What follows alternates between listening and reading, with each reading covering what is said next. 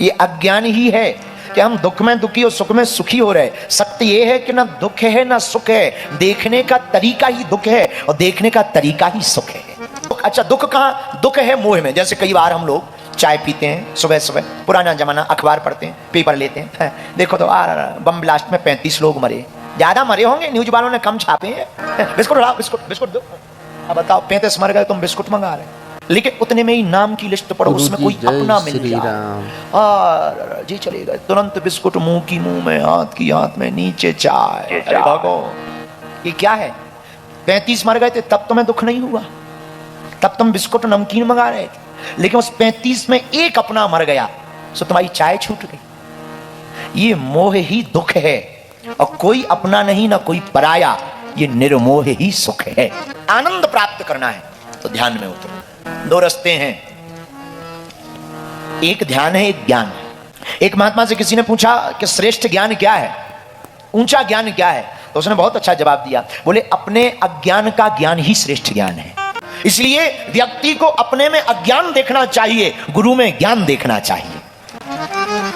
और जो अपने में अज्ञान और गुरु में ज्ञान देखता है, उससे ही संसार में भगवान दिखाई देता है। और कई लोग ऐसे हैं, नहीं हमें आता तो बहुत कुछ है, हम करते भी बहुत कुछ है। अपने में जैसे ज्ञान दिखे और गुरु में जैसे अज्ञान दिखे, उसे भगवान मिलने वाले नहीं। पर श्रेष्ठ ज्ञानी कौन है? श्रेष्ठ ज्ञानी वो नहीं है जो कहे मुझे ज्ञान हो गया। श्रेष्ठ ज्ञानी वो है जिससे लगे हम में अज्ञान है, गुरु में ज्ञान है, जिससे ये अनुभव आ जाता है, वही भगवान को देख सकता है। अज्ञान का ज्ञान कहना सरल है, इसको जीवन में उतारना बड़ा कठिन है। इसको उतारा कैसे जा सकता?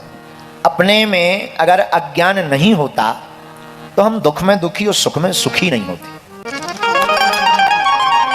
दुख और सुख क्या बहुत बारीक अंतर है देखने के तरीके में। बारीक अंतर ये है, जिससे अपना मोह हो जाएगा उसकी प्रत्येक चीज में दुख सुख की अनुभूति होगी। इसलिए साधक को जीवन में इतना सावधान व्यक्ति को होना चाहिए कि दुख और सुख कुछ नहीं है, मोह का चक्कर है।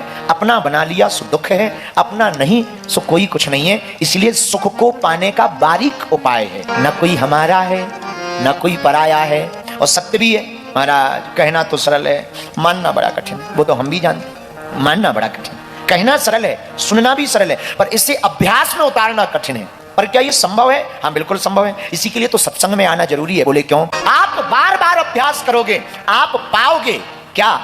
आपके अभ्यास में, जैसे ही जीवन में हम लोग ज्ञान लेते हैं, उतारते नहीं। प्रवचन से तुम्हारा कल्याण नहीं होना है, प्रवचन के एक वचन से ही कल्याण हो जाना है। एक और नया प्रश्न उठता है, एक वचन क्या है?